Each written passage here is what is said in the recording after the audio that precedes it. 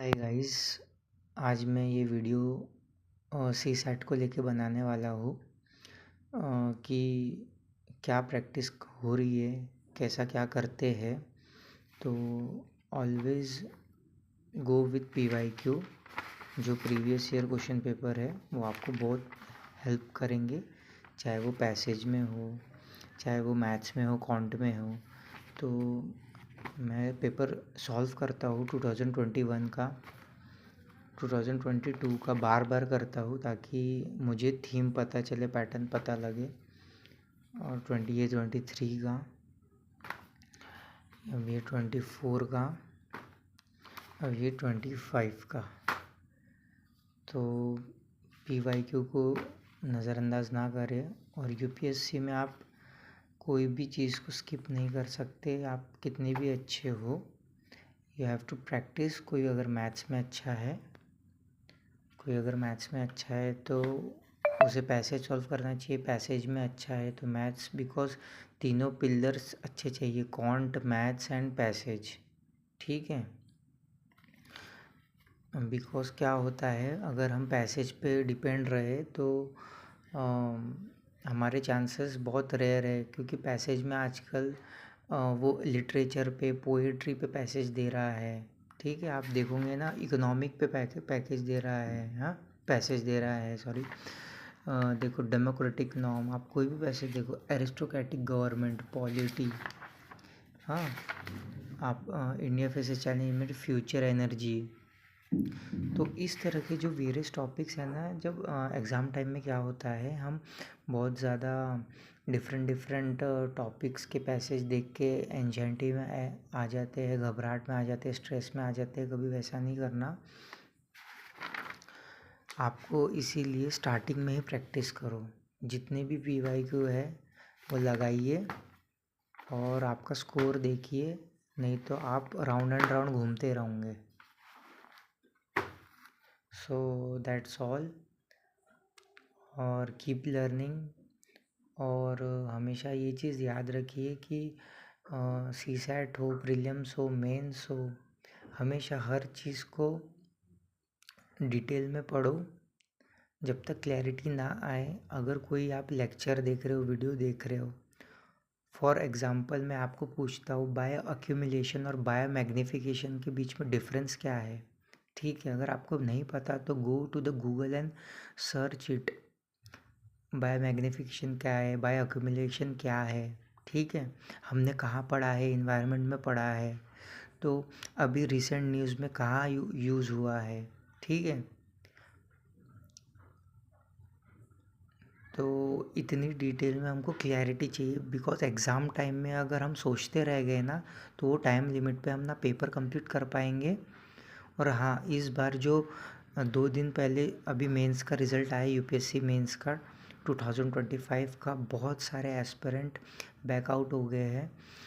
और जो जिन्होंने मेरे जो जान पहचान के 4 टाइम्स उन्होंने मेंस क्लियर किए हैं, इस जिन मेरे पहचान के जो भी फ्रेंड्स थे जिनका पहले क्लियर होता था, अब नहीं हुआ है, हाँ, तो इसको लाइटली मत लीजिए, क्योंकि आपका कंपटीशन अच्छे अच्छे लोगों से है, यहाँ पे बहुत अच्छे अच्छे लोगों से कंपटीशन है। तो if you are preparing for UPSC, then you should be serious.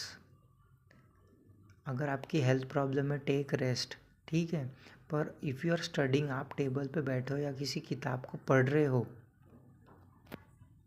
ठीक है, तो ये चीज़ ध्यान रखिएगा। आप किसी चीज़ किताब को पढ़ रहे हो तो हमेशा सीरियस होकर पढ़ना है। और हमेशा ये देखना है कि क्या ये वर्ड की मुझे क्लैरिटी है मेरे माइंड में। क्या जब मैंने बायो एक्यूमुलेशन, बायो मैग्नीफिकेशन बोला था, आपके दिमाग में हिट किया, कुछ याद आया, याद नहीं आया तो तुरंत जाके सर्च कीजिए।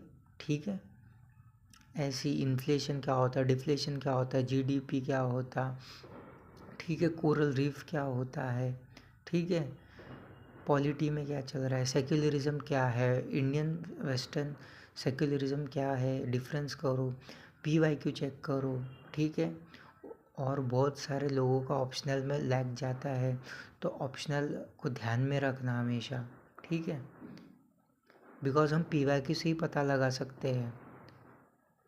हमारी मेंस में गलती होती है, प्री में गलती होती है, तो हम पता नहीं कर पाते कि क्या गलत है, लेकिन हमको हमेशा ये पता रहता है कि हम यहाँ वीकनेस इस चीज़ में हैं।